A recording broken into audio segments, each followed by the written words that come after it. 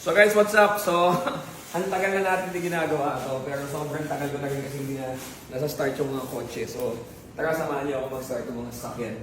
Kaya sobrang busy sa contents, sa bahay. Wala pa kasi kaming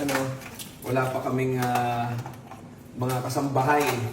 So, kailangan natin na mag-start. Para hindi ko alam kung nagsa-start pa yung iba. So, tara. Naasawa ko. As you can see, hindi na ito nagagamit talaga. Ito.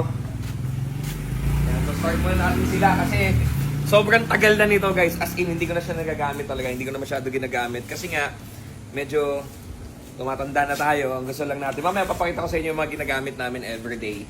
So, start natin to. Ito yung pinakamagandang interior sa lahat ng sasakyan ko. Most of my cars nabenta ko na rin kasi wala na eh.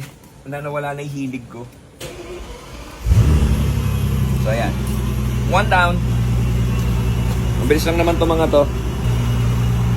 Ayan. Yeah. So, ito naman. Ganyan lang.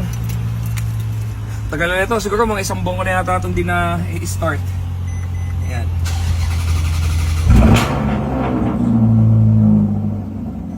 Maingay siya talaga.